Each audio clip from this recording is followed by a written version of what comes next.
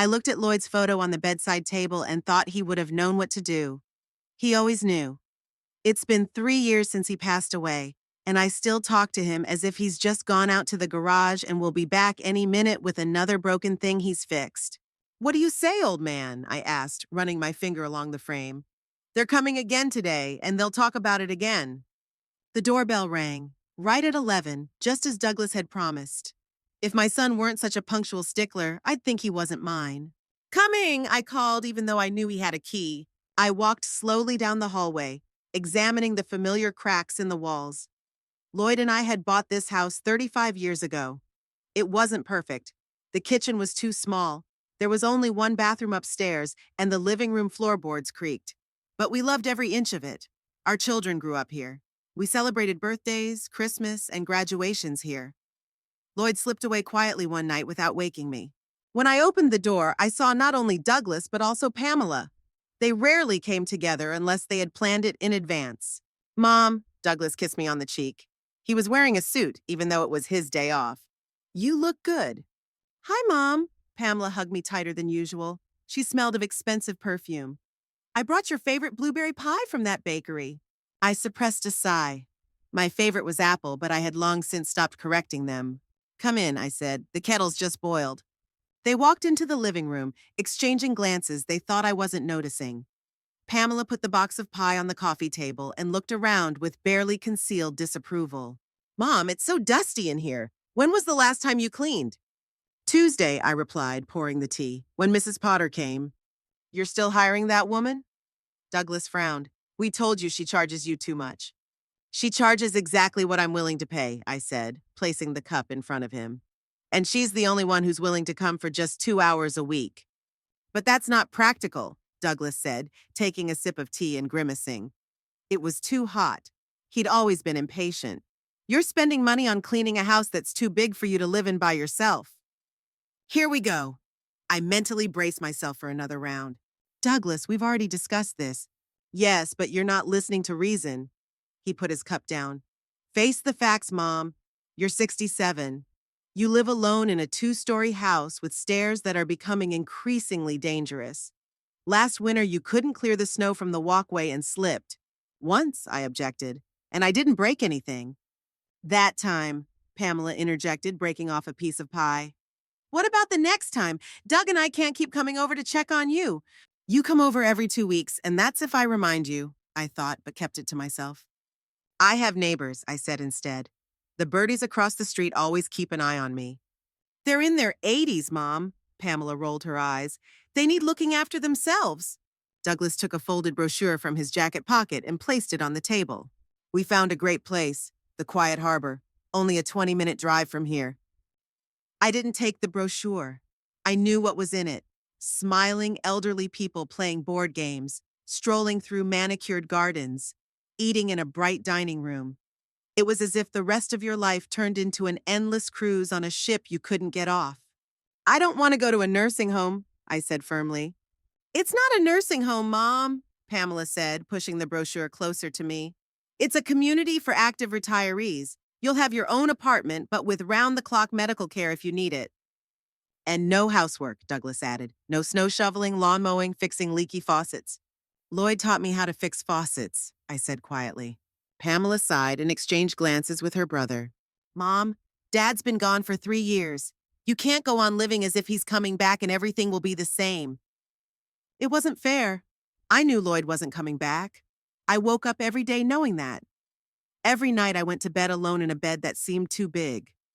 But here, in this house, I could still feel his presence. In his old chair, in the tools neatly arranged in the garage, in the coffee stains on the table that wouldn't wash off no matter how hard I scrubbed. "I'm not ready to sell the house," I said. "No one's talking about selling," Douglas said quickly, though I saw his eyes flash. "We can rent it out. It'll be extra income for you." "And you can put the money from selling the car toward your move," Pamela chimed in. "You don't need a car anymore. You hardly ever drive." They had already decided everything. They had planned my life without asking me. It was as if I wasn't their mother, but a disobedient child who didn't understand what was best for her. "I'll think about it," I said, knowing it was the only way to end the conversation. "Mom," Douglas leaned forward, It's really nice there. Pamela and I went on a tour. They have a knitting club, a book club, even computer classes. You won't be lonely. I'm not lonely now, I lied. Come on, Pamela snorted. When was the last time you went anywhere other than the grocery store? You don't even have any friends left since you and Dad moved here. That was a low blow. Most of my friends stayed in Portland when Lloyd got a job in Tacoma. We kept in touch for the first few years, but then kids, work, life, everything got in the way. And here in Tacoma, I never managed to make any close friends. I had some friends at the hospital, but after I retired 5 years ago, those ties broke too. I garden, I said. I read books, I watched TV shows. That's not living, Mom. Pamela shook her head. That's existing. Maybe she was right, but it was my existence and it suited me. At least that's what I told myself. After they left, I stood at the window for a long time, staring at the empty driveway. Pamela had left a brochure. Quiet Harbor, where your new life begins. I didn't want a new life. I wanted my old life to continue, but that was impossible. The days passed and the pressure grew. Douglas called every evening to ask if I had thought about their offer.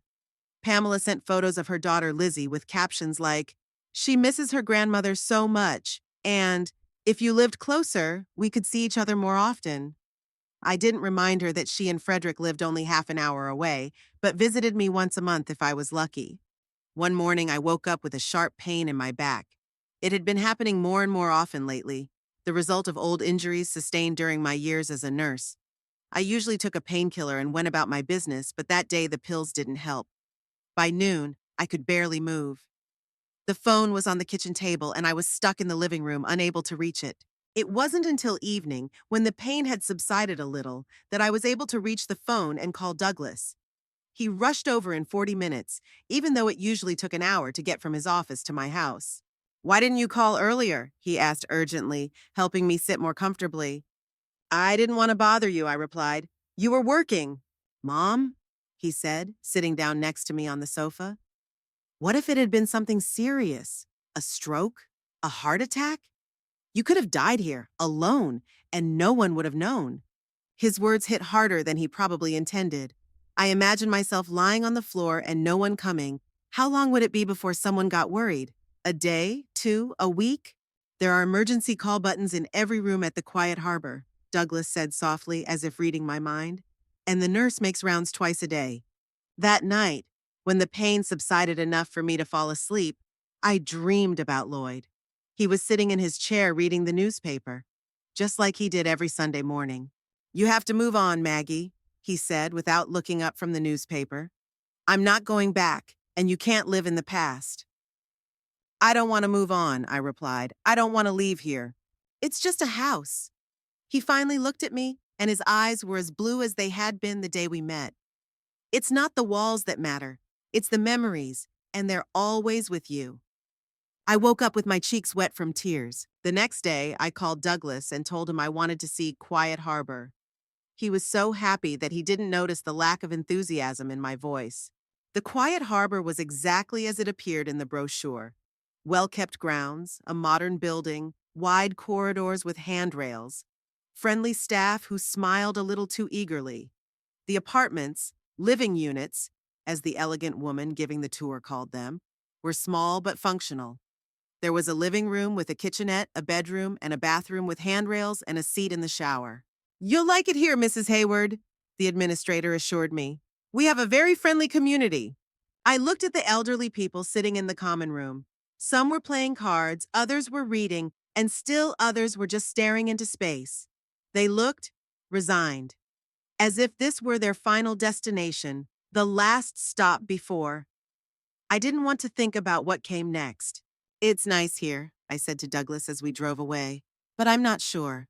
"Mom," he sighed, "they're moving out of their apartment next month.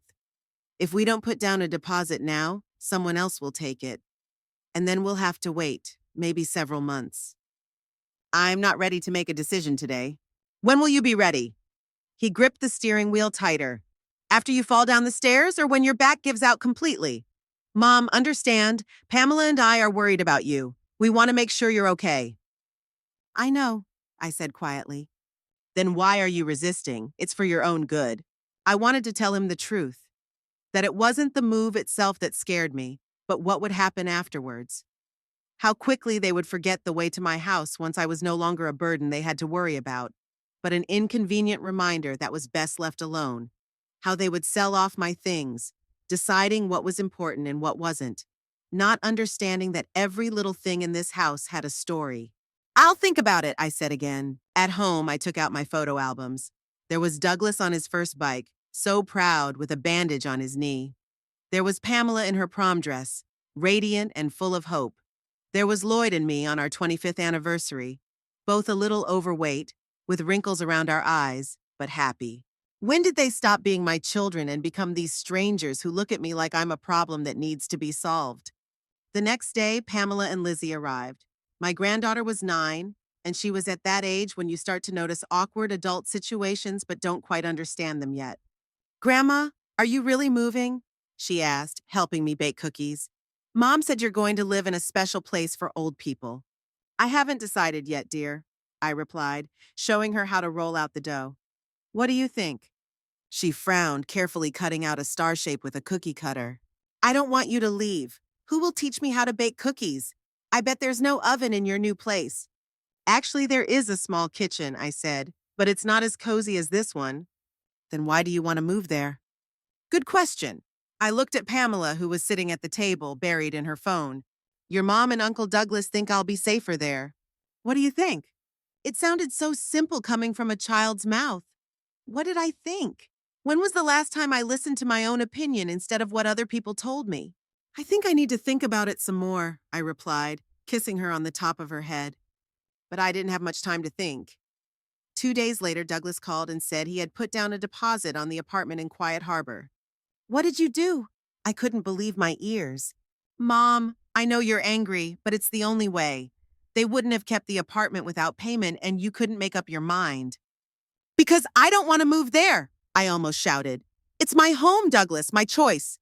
"Mom," his voice took on that special tone he used when he thought I was being unreasonable. "Pamela and I have discussed it. This is the best solution. We'll help you move. All your favorite things will fit in the new apartment." "What about the rest?" I asked. "The house?" Pause. Too long to be accidental. "We thought about selling it," he finally said. "The market is good right now. The money will go toward paying off the Quiet Harbor and setting up a fund for your future needs." There it was. They wanted my house. The house Lloyd and I had paid for over 30 years, saving every penny, denying ourselves vacations and new cars. My house, full of memories that meant nothing to them. "No," I said firmly, "I don't agree." "Mom, be reasonable." His voice hardened. "You can't live alone. Your back, the stairs. What if something serious happens?" "It's my house," I repeated. "I'm not going anywhere." "Fine," he sighed. "We'll talk when you've calmed down." But I didn't calm down. I was furious. I called my old friend Paul Harrison, who had been a lawyer before retiring. He listened to me and sighed. "Maggie, they can't force you to move if you're competent. But if they can convince the court that you're incapable of taking care of yourself, they can get guardianship and make decisions for you." "Guardianship?" I couldn't believe my ears. "I'm not a child." "No, but you're an elderly woman living alone with a history of back problems," he said gently. "It's not that hard to imagine as a problem, especially if they have money for a good lawyer." I hung up and sat in silence for a long time. Could my own children go that far? Was the house really more important to them than my happiness? That night, I had another dream about Lloyd. We were sitting on the back porch like we used to do on summer evenings when the children were asleep. "Sometimes you have to let go to move on," he said, looking up at the stars. "I let you go, Maggie. Now it's your turn to let me go." I woke up with a clarity I hadn't felt in a long time. It was just a house, walls, a roof, a foundation. The memories would stay with me wherever I went. In the morning, I called Douglas. "Okay," I said. "I'll move to Quiet Harbor, but I have conditions." "What conditions?" His voice sounded relieved. "I want part of the money from the sale of the house to go to educational funds for children, for Lizzie and your boys." "Of course, Mom," he agreed quickly. "We were going to suggest that anyway. And I'll decide what to take with me and what to leave behind." "Of course. And one more thing." I took a deep breath. "I want you to promise to visit me. Not once a month out of obligation, but for real. Bring the boys. Spend time with me." Pause. Mom, you know we'll always visit you. I knew that promise was worthless, but it was the only way to preserve some dignity. Then it's settled, I said. I'll move in a month. When I hung up, I didn't feel relieved, but strangely numb. I had made a choice, not the one I wanted, but the one that seemed inevitable. I let go of my home so I wouldn't lose my children, even though deep down I knew I might have lost them long ago. I went upstairs and started gathering the things I would take with me to my new life. Photographs, a few books, a jewelry box with the gifts Lloyd had given me on our anniversaries, some clothes.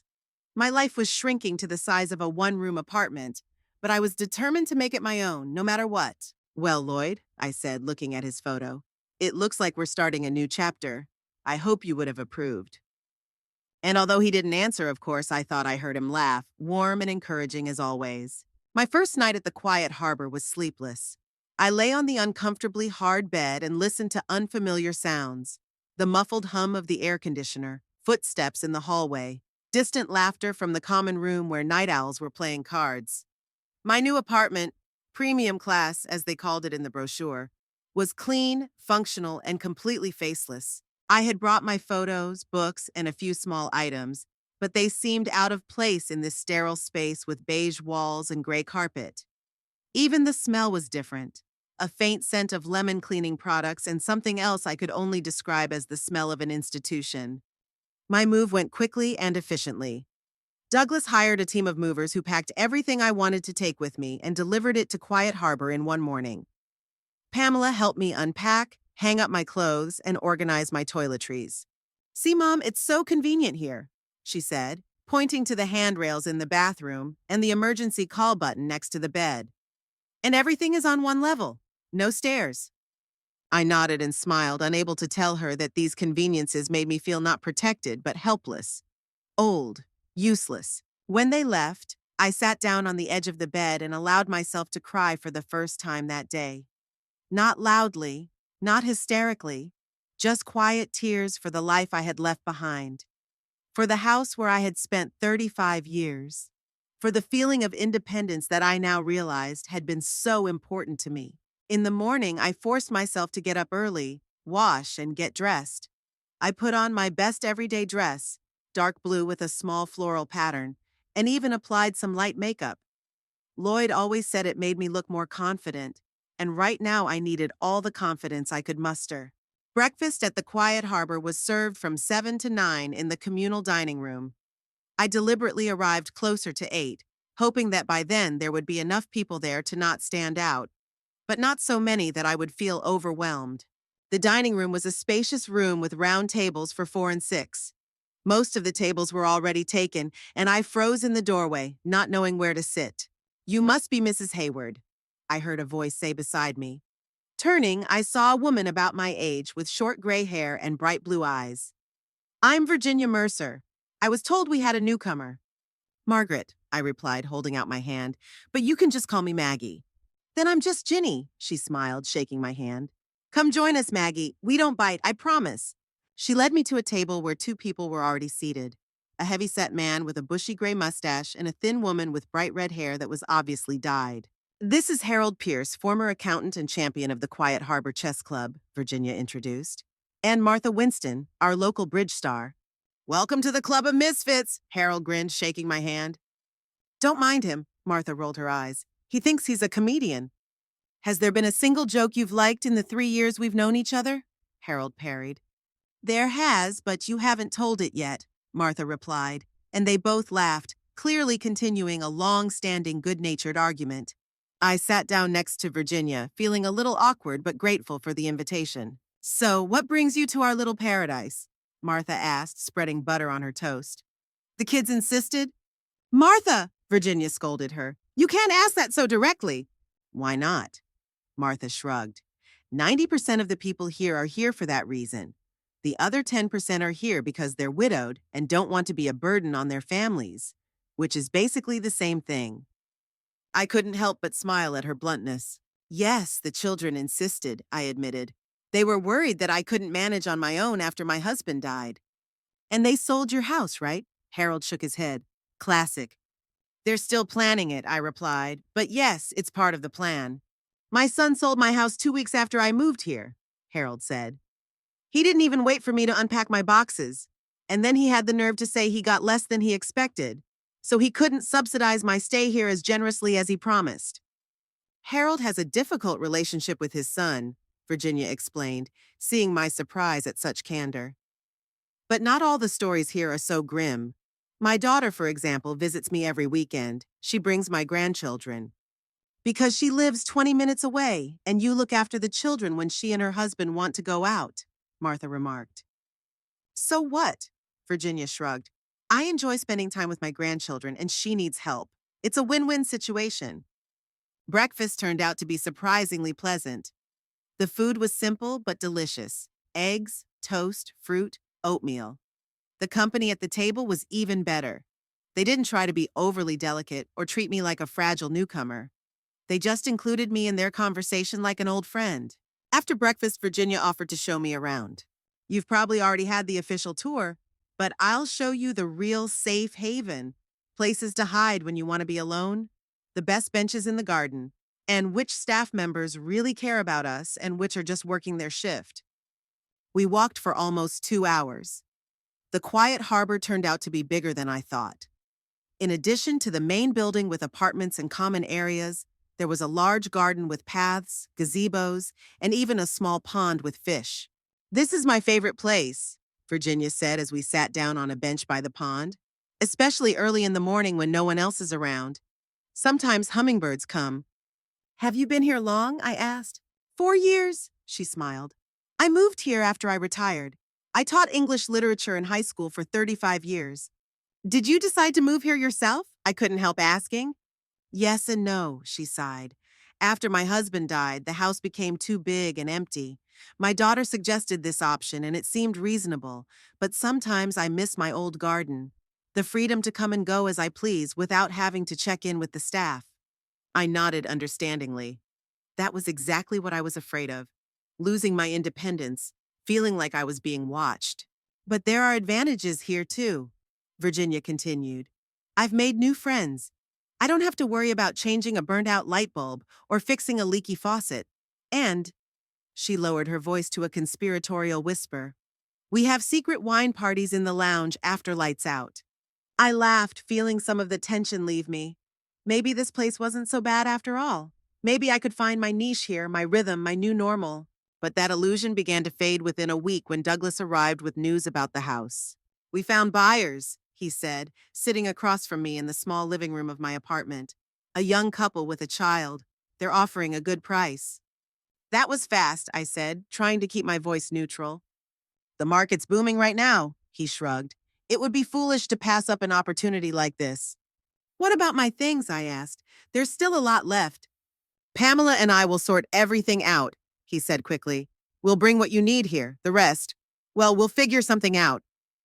We'll figure something out meant that they would divide up what they considered valuable and sell or throw away the rest.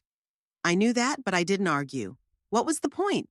The house wasn't mine anymore, and neither were most of the things in it. Is there anything specific you want to keep? Douglas asked, taking out a notebook. Make a list, and we'll try to bring it. I thought about all the things I hadn't taken with me. Lloyd's armchair, his vinyl record collection, the kitchen table where we had eaten every day for 20 years, the china set I had inherited from my mother, the paintings Lloyd and I had bought in small art galleries during our rare trips. I'll make a list, I said, knowing that most of these things wouldn't fit in my tiny apartment, even if Douglas agreed to bring them. After he left, I sat for a long time looking out the window at the neatly trimmed lawn. I missed my old garden with all its imperfections, the weeds that always managed to break through the flower beds, the crooked apple tree that Lloyd refused to cut down because it had character. There was a knock at the door, and before I could answer, Virginia came in. I saw your son leaving, she said, sitting down next to me. Is everything all right? They're selling the house, I replied. They found buyers faster than I expected. Of course they did, she shook her head. They probably started looking as soon as you agreed to move here. I didn't answer, but I suspected she was right. Listen, Virginia leaned closer. Harold, Martha, and I are getting together in the recreation room on the second floor tonight. Martha got a bottle of good wine. Join us. Is alcohol allowed here? I asked, surprised. Technically, no, she smiled. But if you don't make a fuss or get drunk, the staff usually turns a blind eye, especially the evening shift. They have enough problems of their own. That's how my new life at Quiet Harbor began. The days merged into a routine: breakfast with Virginia, Harold, and Martha, sometimes a walk in the garden, reading in the common room or in my room, lunch, and afternoon rest, some organized activity, which I gradually began to attend, dinner, and an evening either alone with a book or with my new friends. Douglas and Pamela took turns visiting me every weekend for the first month. Douglas brought documents to sign, the sale of the house, money transfers, and bills. Pamela sometimes brought Lizzie, who missed the old people's home, as she called Quiet Harbor, but tried not to show it out of politeness. "Grandma, are you used to your new home?" she asked once when we were playing a board game in the common room. "Slowly," I replied honestly. "Are you used to not going to your old house?" She frowned as she moved a piece. "I don't like that you're so far away now. Mom says we can't visit as often as we used to because it's too long of a drive." I didn't say anything. Quiet Harbor was only a 20-minute drive from their house, 5 minutes further than my old house. But I didn't point that out to Lizzie. She already looked guilty, as if she sensed that something was wrong with the situation, but couldn't quite put her finger on it. By the end of the second month, the visits became less frequent. Douglas called more often than he came, always excusing himself by saying he was busy at work. Pamela brought Lizzie over every 2 weeks, but those visits grew shorter and shorter. "She has ballet lessons," Pamela explained, "and piano lessons, and her friends' birthdays. You know how it is with kids." I understood. I also understood that I was becoming less of a priority in their lives. Conveniently located, undemanding, well-adjusted, I was no longer a problem to be solved, which meant I could be pushed to the background. But to my surprise, I found that it bothered me less than I expected. Maybe it was because I had new connections, new rituals, a new routine that, although different from my old life, had its own comfort. Virginia became my closest friend. A former literature teacher, she was sharp-tongued, well-read, and never shy about sharing her opinion. We often sat in the garden discussing the books we were reading or watching the other residents of Quiet Harbor. "Look, there's Mr. Fletcher," she whispered to me once, nodding toward a tall, thin man walking slowly down the path. "He's a former physics professor. They say he worked on some secret projects for the government in the 60s. Now he has dementia, and sometimes he says things that make your hair stand on end." "Is that true, or are you making it up?" I asked, smiling. "Who knows?" she shrugged. "Half the stories here are true, half are made up, and no one remembers which is which anymore. It has its charm, don't you think?" There were about 120 residents at the Quiet Harbor, and I gradually began to learn their stories. Mrs. Jenkins, whose daughter was a famous opera singer and sent her tickets to premieres, which she bragged about even though she never went to the performances. Mr. and Mrs. Kowalski, who had moved there after their house was destroyed by a hurricane, now spent their days playing chess in the common room. Dr. Ramirez, a former pediatrician who still wore a stethoscope around his neck, just in case. Each of them had their own story, their own losses, their own small victories. And gradually, I began to see Quiet Harbor, not as a last stop, but as a community of people who, like me, were trying to find meaning and dignity in this new chapter of their lives. However, there were also difficult moments. When Douglas brought the last boxes of my belongings from my house, I noticed that many items that were important to me were missing. "Where are the family photo albums?" I asked, rummaging through the boxes. "And the silver candlesticks I got from my grandmother?" "Oh," he looked embarrassed. "Pamela took the candlesticks. She said you promised them to her. And the albums, they must be here somewhere, maybe in another box." But they weren't in any of the boxes. Neither were many other things I had asked him to keep. When I called Pamela, she apologized, saying they must have accidentally been included in a batch of items that had been donated to charity. "But don't worry, Mom," she quickly added. "I have copies of all the important photos. I'll make you an album, I promise." I never got the album or many of the other promises. By the end of the third month, visits were down to once a month. Douglas always called ahead to see if I needed anything, but he rarely stayed longer than half an hour. Pamela sometimes brought Lizzie, but more and more often she found reasons why her granddaughter couldn't come to see me. It hurt, but not as much as I had expected. Maybe it was because I had started to find joy in other things, in morning coffee with Virginia, which had become our ritual. In the book club, we started with a few other residents. In evening conversations with Harold, who taught me to play chess and turned out to be a patient teacher. "You're a quick learner," he said when I first put a check on his king, "for a beginner." "I have a good teacher," I replied, "and a lot of free time." "Ah, free time," he smiled.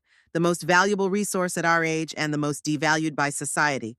Sometimes, on particularly clear days, Virginia and I would drive into town. She had an old but reliable car, and she still felt confident behind the wheel. We went to cafes, bookstores, sometimes to the movies. These were little escapes, little reminders that the world outside the walls of Quiet Harbor still existed and was accessible. "You know what I realized when I moved here?" Virginia said one day as we were driving back from town. "This place is what you make it. You can sit in your room, feel sorry for yourself, and wait for the end. Or you can find new ways to enjoy life, new people to share these days with." I thought about my children, who seemed so eager to get rid of me, and about my new friends, who accepted me without questions or expectations. "You're right," I said.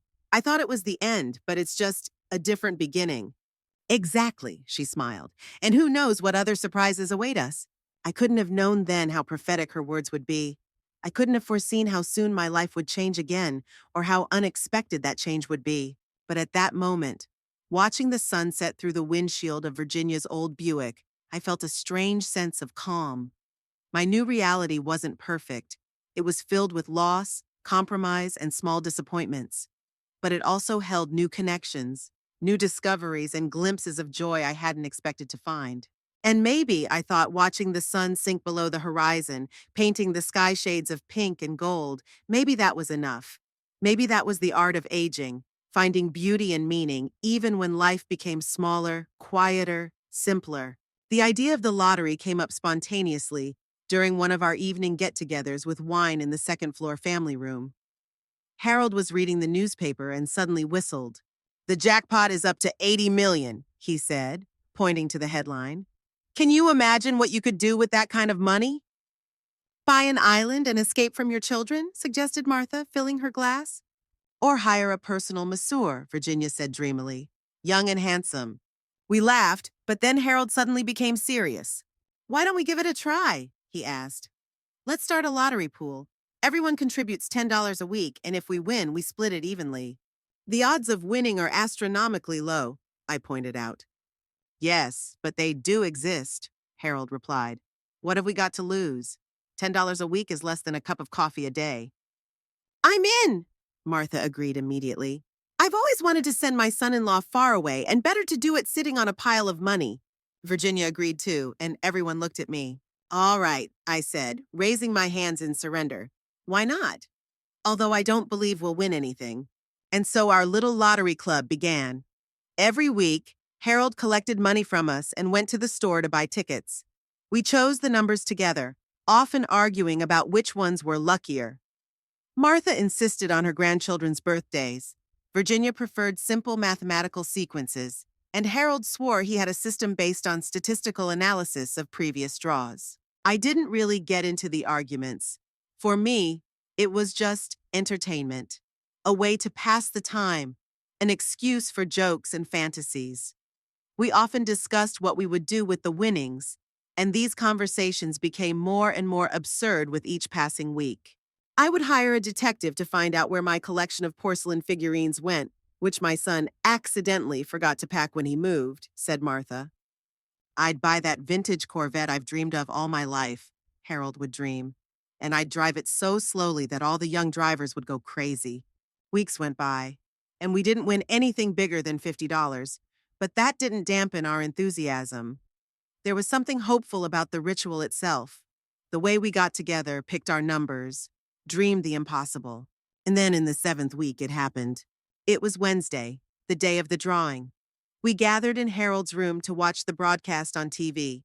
I brought cookies, Martha brought cheese, and Virginia brought a bottle of champagne, just in case.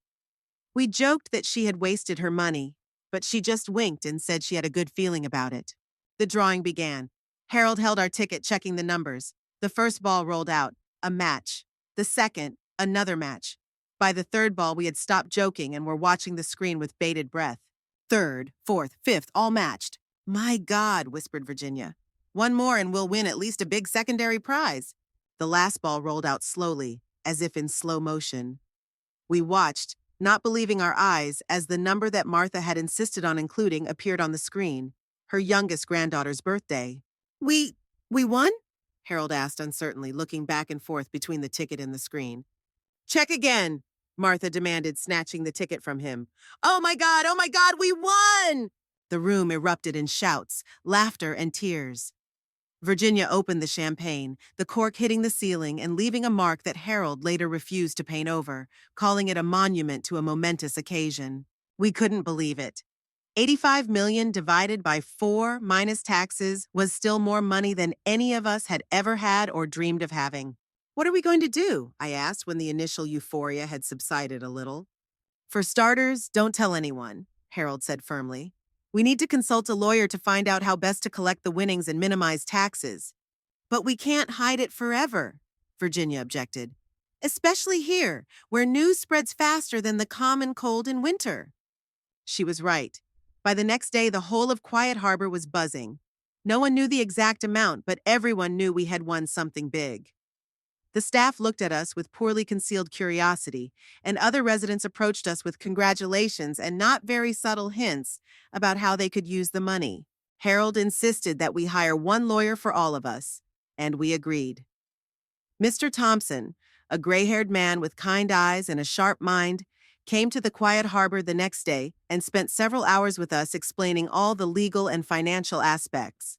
You can receive your winnings as a lump sum or as an annuity for 30 years, he explained. The lump sum will be less because of taxes, but you'll get it all at once.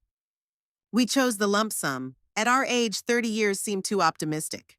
Now for the most important part, said Mr. Thompson, looking at each of us in turn. Soon everyone will know about your win. Distant relatives you've forgotten about will call. Friends with business ideas will show up. And, of course, your closest relatives may suddenly take a keen interest in your well-being. We looked at each other. Everyone was thinking about their family, about their children who had visited us so rarely in recent months. What do you advise? Asked Virginia. Be careful, he replied simply. Don't make any rash decisions. Don't sign any documents without consulting me. And remember, this money belongs to you and only you decide how to use it.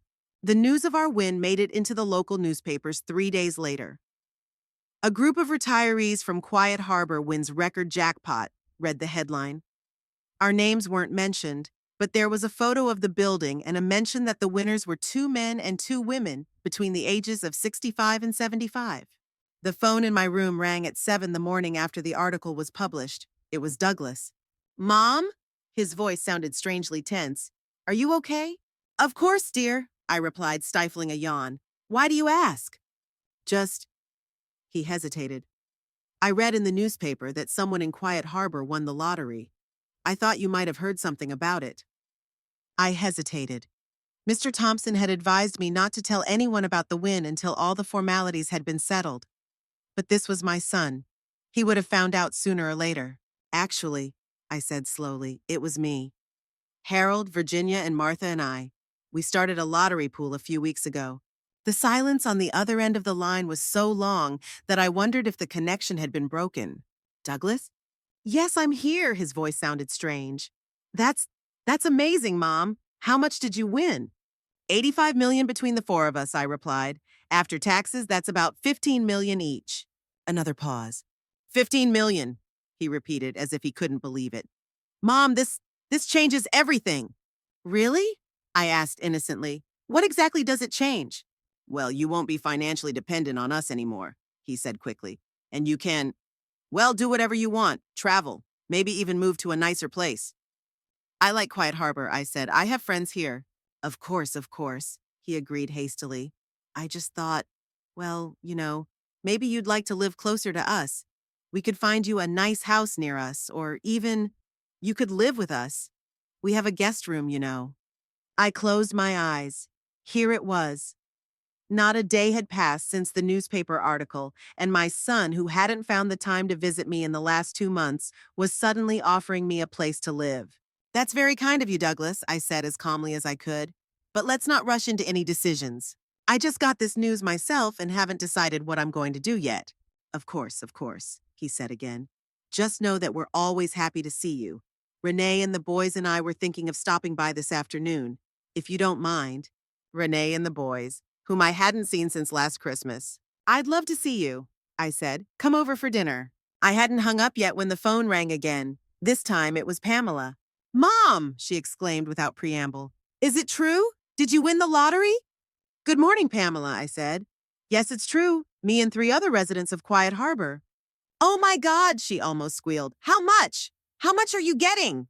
I repeated the numbers, and she made a sound that only my daughter could make. Something between an excited squeal and an astonished sigh. "Mom, that's amazing. You have to move in with us. We have this big guest room that we hardly ever use. Lizzie will be thrilled. She misses you so much." "I miss her too," I said. "It would be great to see her more often." "We will," Pamela said confidently. "We'll come today. I'll cancel all my appointments. This is more important." After I hung up the phone for the second time, I sat motionless, staring out the window at the morning sun shining on the Quiet Harbor garden.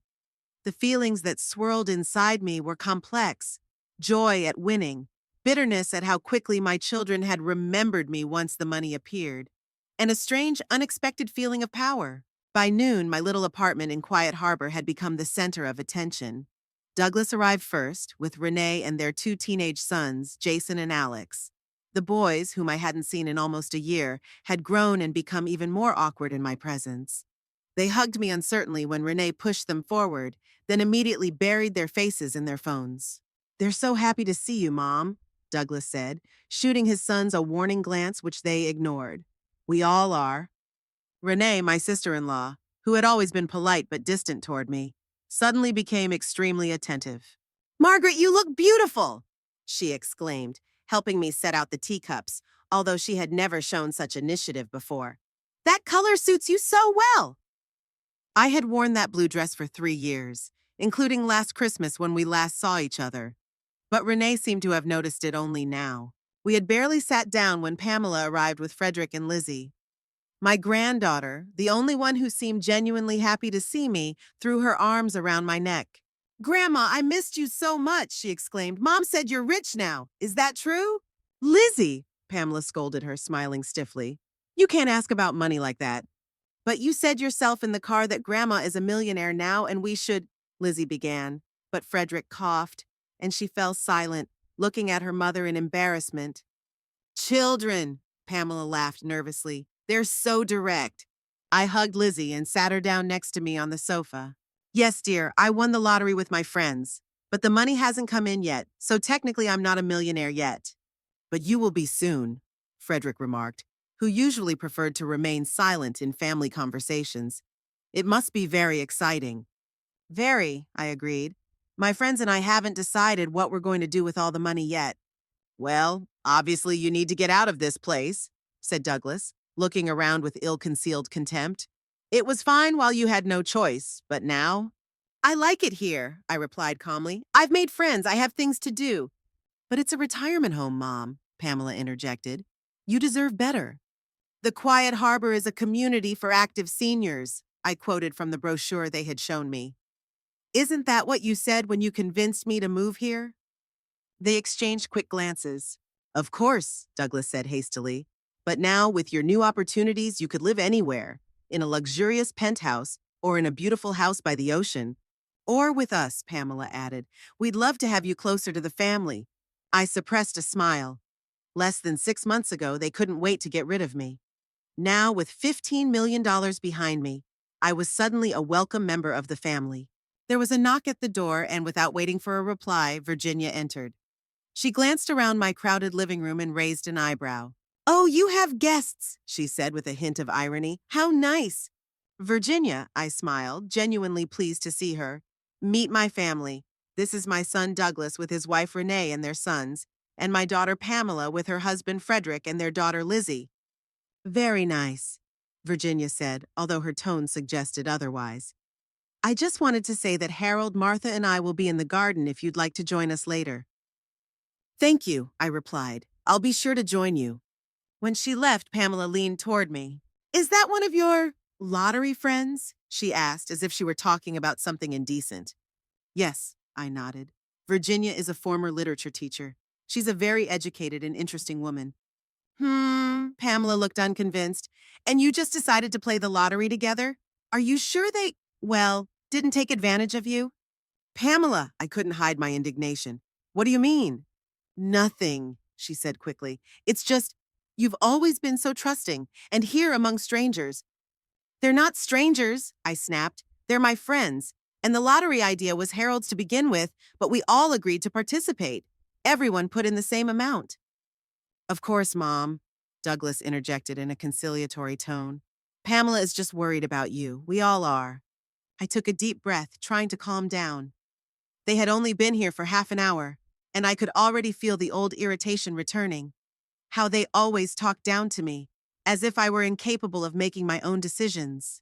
Anyway, Douglas continued, we thought you might need some help managing such a large sum. I know an excellent financial advisor. We already have a lawyer, I interrupted.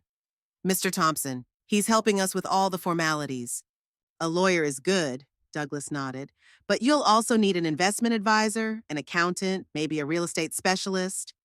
Douglas is right, Mom, Pamela agreed. That's a lot of money. You've never dealt with that kind of money before. Neither have you, I remarked. They exchanged glances again. Listen, Mom, Douglas leaned forward, his voice softening, becoming more persuasive. We just want to protect you. There are a lot of dishonest people out there who prey on people like you. Elderly people with money. I'm not a naive old woman, Douglas, I said firmly, and Mr. Thompson already warned us about all the risks. All right, he said, raising his hands in surrender. But will you at least consider moving closer to us? We could see each other every day. Lizzie and the boys could spend more time with you. Yes, Grandma, Lizzie chimed in. You could pick me up from school and we could bake cookies like we used to. Her enthusiasm was genuine, and I smiled as I stroked her head. That sounds wonderful, dear. I'll think about it. The rest of the visit went on in the same vein. Douglas and Pamela took turns describing how great it would be if I lived near them. Renee and Frederick agreed, although I could see in their eyes that the prospect of having a mother-in-law nearby didn't particularly thrill them. The boys never took their eyes off their phones, and Lizzie, who was genuinely happy to have more time with me, was the only ray of sunshine in this charade of false concern. When they finally left, promising to return tomorrow with more concrete proposals, I felt such relief that I almost laughed out loud. Instead, I headed to the garden, where Virginia, Harold, and Martha were sitting on their usual bench by the pond. So, how was the family reunion? Martha asked, moving over to make room for me. Predictable, I sighed. They're already planning how I'm going to live near them so they can take care of me and, of course, my money. Ha! Snorted Harold. My son is the same. He called yesterday for the first time in 3 months, and today he sent me brochures about houses near him. Not that he ever visited me when I lived 10 minutes away. At least my daughter is honest, Virginia remarked. She said straight out, Mom, now you can help us with the down payment on the house. No pretending that she suddenly wants to spend more time with me. And my son-in-law, Martha chimed in, already sent me a business plan for the cafe he's always wanted to open, as if I'm dying to invest my money in his fantasies. We laughed, but there was bitterness behind the laughter. We all hoped that our families would be happy for us, not immediately start thinking about how to use our winnings for their own benefit. What are you going to do, Maggie? Virginia asked, about their offer to move. I thought about it, watching the fish in the pond lazily circling the surface of the water. I don't know yet, I replied honestly. Part of me wants to be closer to Lizzie. At least she's genuinely happy to see me. And the rest? Martha asked perceptively. The rest see me as a walking ATM, I said with a bitter smile. Douglas has already offered me his financial advisor to help me manage my money. I bet with a nice commission for him, Harold muttered. I'm sure they do, I agreed. And Pamela hinted that you guys might have cheated me out of the lottery somehow. What? Virginia exclaimed indignantly. How could we cheat you? We all contributed equally. She's just looking for a way to discredit you, I explained, so I won't trust anyone but family.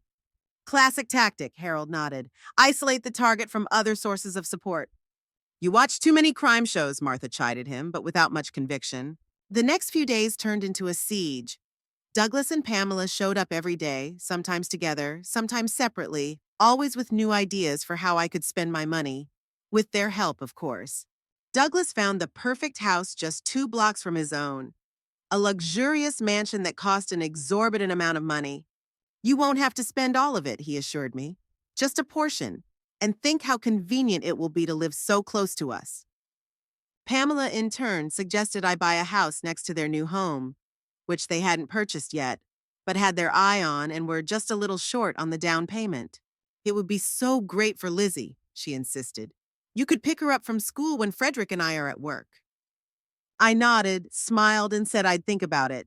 I became a master of evasive answers, never promising anything specific but never saying no outright.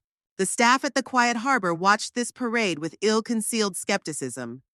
Nurse Jenny, who had always been particularly warm toward me, lingered in my room longer than usual one day, ostensibly to check my blood pressure.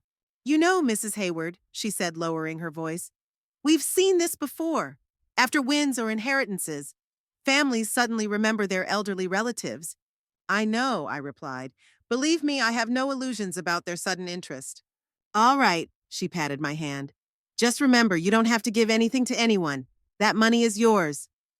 Even the director of the Quiet Harbor, Mr. Collins, called me into his office for a friendly chat.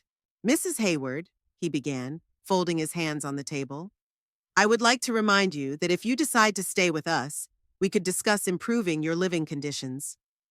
We have luxury apartments with a separate entrance and a small garden. I suppressed a smile.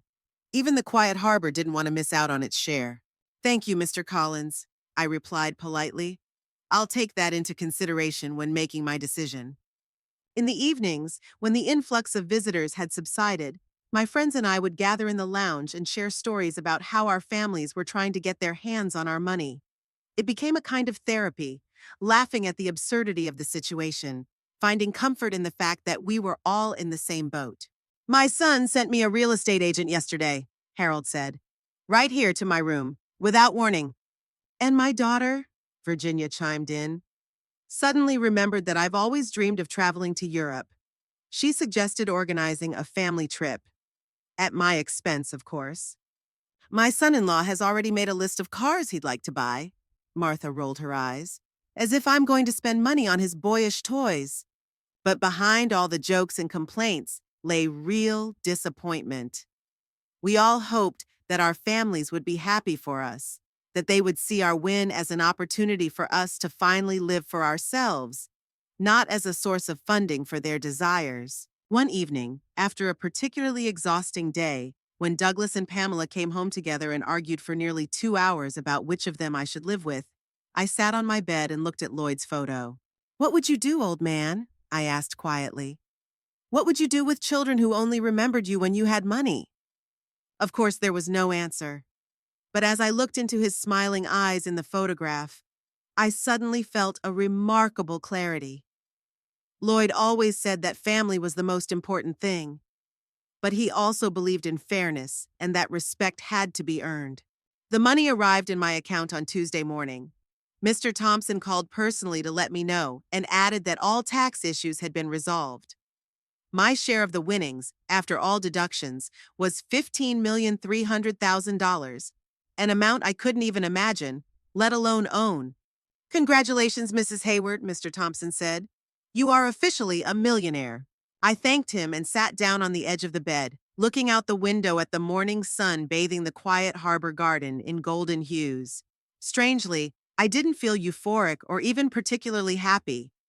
Instead, I felt an unfamiliar sense of determination and clarity of thought that comes when you know exactly what you need to do. The week after receiving the money was filled with meetings.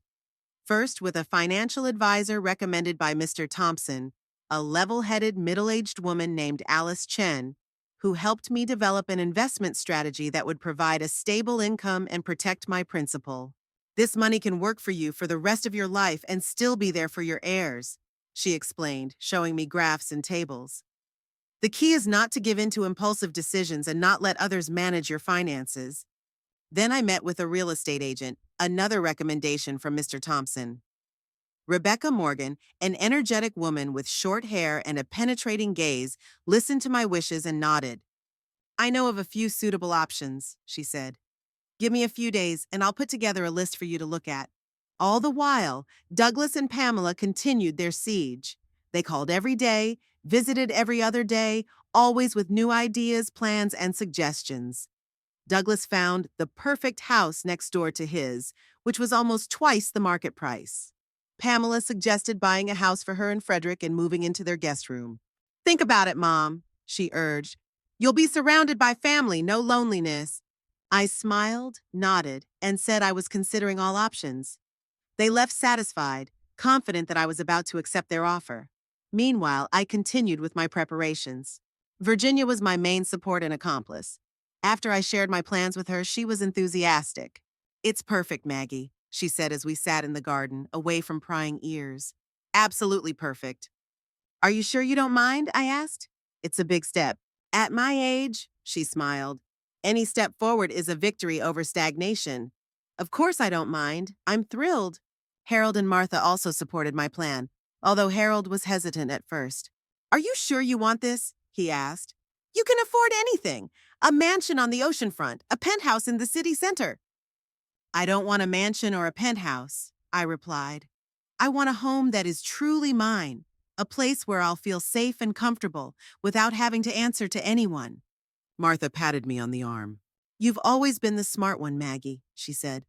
Harold and I have already booked a Mediterranean cruise, and you're building a real house. 2 weeks after receiving the money, I found what I was looking for. A small but cozy house in a quiet neighborhood, just a 15-minute walk from Quiet Harbor. 2 stories, 3 bedrooms, a spacious kitchen, and a small but well-kept backyard. Nothing fancy or ostentatious, just a warm, welcoming home that immediately felt right to me. I'll take it, I told Rebecca as soon as we finished looking around. You didn't even ask the price, she said, surprised. Is it within my budget? More than that, it's probably the most modest house I've shown you. Then I'll take it, I repeated. And I want to pay the full amount up front, no mortgage. Rebecca smiled and nodded. I'll prepare the paperwork. The next step was to talk to Virginia. We were sitting in her room drinking tea when I formally invited her to be my neighbor. There are 3 bedrooms in the house, I explained. 1 will be mine, 1 will be yours, and we can use the 3rd as a guest room or an office. We'll split the maintenance costs, but the house will be in my name. Sounds fair, she agreed. But are you sure you want to share your space? You could live alone and enjoy complete independence. After Lloyd died, I said quietly, I enjoyed complete independence for almost 3 years. And you know what? It's highly overrated. I don't want to be completely alone, Virginia. I want to have a friend nearby, someone to share my morning coffee with, discuss a book, laugh at a silly TV show, but not a child to take care of and not a caregiver to take care of me. Just a friend. She smiled and tears glistened in her eyes. You really make a woman cry with your offer to live together, she joked, wiping her eyes. Yes, Maggie, I'd love to be your neighbor. We hugged, and in that moment, I knew I was making the right decision. Not what my children expected of me, not what society considered typical for a woman of my age and position, but what was right for me. The hardest part of the plan remained, talking to Douglas and Pamela. I invited them both to tea at the Quiet Harbor, saying I was ready to discuss my plans for the future. They arrived on time, both with impatient, almost greedy expressions on their faces, which they tried to hide behind masks of filial concern. Mom, Douglas began as soon as we sat down, Renee and I have been thinking, and we think the best solution might be for you to move in with us. We have a guest room on the ground floor, so you won't have to climb the stairs. And Frederick and I, Pamela quickly interjected, could convert our basement into a separate apartment for you, with its own little kitchen and everything you need. I smiled as I looked at them. My children. Once they were little, innocent creatures that I held in my arms, whose tears I wiped away, whose dreams I supported. Now they were adults with children of their own desires and ambitions that seemed to have supplanted everything else. I really appreciate your offers, I began calmly, but I've already made up my mind. I bought a house. They stared at me with identical expressions of shock. A house? Douglas asked. What kind of house? It's small but cozy not far from here. 2 bedrooms upstairs, 1 downstairs, a nice kitchen, a small garden. But why? Pamela looked completely confused. Why do you want to live alone again? You said yourself that you were lonely after your father died. I won't be living alone, I said. Virginia is moving in with me. We'll be neighbors. Now their shock turned to something closer to horror. Virginia? Douglas said the name as if it were a curse. The woman from Quiet Harbor? Mom, you hardly know her. I know her better than you think, I replied calmly. She's become a close friend over the last few months. We share many interests and values. But Pamela hesitated, clearly searching for the right words. She's not family. No, I agreed. She's not family. She's a friend. A person who has been there for me every day as I've been adjusting to my new life here. A person who has listened to me, laughed with me, and supported me without any conditions or expectations. I paused, giving them time to process my words. I'm not saying you don't love me, I continued more gently. I know you do in your own way. But the last 6 months have shown me that our relationship is unequal. You see me as someone who needs to be taken care of, whose decisions need to be controlled. And now with this money, you also see me as a source of financial support. That's not fair, Mom, Douglas began, but I raised my hand to stop him. Let me finish, please. I'm not blaming you.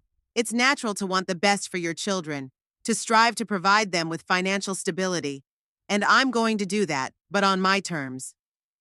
I took 2 envelopes out of my bag and placed them on the table in front of them. These are the documents for setting up trust funds for your children. For Jason and Alex, I nodded to Douglas. And for Lizzie, I looked at Pamela. Each fund contains $500,000, which will be available to them when they turn 25 or earlier if they need the money for their education. Their eyes widened and I saw a mixture of emotions in them, surprise, gratitude, and yes, calculation. That's very generous, Mom, Douglas said, reaching for the envelope. There's a condition, I stopped him. The funds will only be valid if the children visit me regularly. Not you bringing them against their will, but them coming of their own free will. I want to be part of their lives, not out of a sense of duty, but out of love. But they're children, Pamela objected. How can they visit you on their own? Lizzie is already 9, I reminded them. In a few years, she'll be able to take the bus. And Douglas's boys are teenagers. They can come if they want to, if you don't discourage them. Douglas and Pamela exchanged glances that betrayed their confusion and reluctant admission of defeat. What about us? Douglas finally asked. Are you going to cut us off completely? I sighed, feeling not anger but exhaustion and a slight sadness. No, Douglas, I'm not going to cut you off. You're my children, and I'll always love you. But I want our relationship to change. I want you to see me not only as a mother who gives and sacrifices, but as a person with her own desires, dreams, and the right to make her own choices. I paused, gathering my thoughts. I'm not going to buy you houses or give you money for cars and luxury vacations, but I will be happy to help with the things that really matter. My grandchildren's education, serious medical expenses if they arise, and I will be happy to have you in my new home if you come just to spend time with me, not to ask for money. They sat silently, digesting my words. I saw disappointment on their faces, but also perhaps a glimmer of understanding. When are you moving? Pamela finally asked. Next month, I replied. As soon as all the formalities of the purchase are completed and Virginia and I are done with the renovations and furnishing. We need time to process all this, Douglas said, standing up. This isn't what we expected. I understand, I nodded. Take as much time as you need. I'm not going anywhere. After they left, I sat by the window for a long time, looking out at the garden of Quiet Harbor, where I had spent the last 6 months of my life. I didn't feel triumph or schadenfreude, but a strange calm, as if for the first time in a long time, I was truly in control of my life. Moving to a new home was both exciting and a little scary. After months of living at Quiet Harbor, where everything was organized and structured, returning to independence required some adjustment. But Virginia and I quickly established a rhythm. She turned out to be the perfect neighbor, independent enough not to impose, but sociable enough to keep the house from feeling empty. We cooked dinner together, discussed books, watched movies, and sometimes threw small parties for Harold, Martha, and other friends from Quiet Harbor. Harold and Martha visited us often, although they decided to stay at the Quiet Harbor. Harold used his winnings to improve his living conditions and take a few trips he had always dreamed of. Martha bought a new car and took up photography, discovering an unexpected talent. As for my children, as I expected, their enthusiasm for frequent visits quickly faded when it became clear that I wasn't going to hand out money left and right. Douglas called once a week, usually with some formal questions or brief updates about the boys. Pamela stopped by once a month, always for a short time, always with a slight hint of disapproval in her voice when she talked about my unconventional choice of housing. But Lizzie became a real ray of sunshine in my life. She loved our new house, especially the room Virginia and I had furnished especially for her with bookshelves, a comfortable bed, and a small desk where she could do her homework or draw. She came every weekend, first with Pamela, and then when she turned 11, she started coming by bus on her own, proud of her independence. "Grandma," she said to me one day as she helped me bake cookies in our spacious kitchen, "I'm glad you won the lottery." "Really?" I smiled, sprinkling cinnamon on the dough. "Why?" "Because now you're happy," she replied simply. "Before, in that old people's home, you always seemed a little sad. Now you have your own house in Virginia, and you do all kinds of cool things together." I hugged her, feeling tears welling up in my eyes. "You're a very observant girl, Lizzie," I said, "and you're right, I am happy." And it was true. At 68, after losing my husband, being estranged from my children, and spending a short time in a nursing home, I had finally found my place. Not the one society or my family had chosen for me, but the one I had created for myself. I had a comfortable home that I shared with a friend who understood and respected me. I had friends with whom I could laugh, travel, and enjoy life. I had a granddaughter who loved me not for my money, but for who I was. And I had freedom, not just financial, although that certainly helped, but emotional freedom to live on my own terms, make my own decisions, and not apologize for them. Sometimes, sitting in our garden with Virginia, sipping wine and watching the sunset, I thought about Lloyd and what he would say about my new life. And I was sure he would approve. He always said I was stronger than I thought, and that my kindness should not turn into weakness. "Here's to you, Lloyd," I would sometimes whisper, raising my glass to the sky. "Here's to the last laugh, which wasn't bitter but sweet." And somewhere I was sure he was smiling back at me.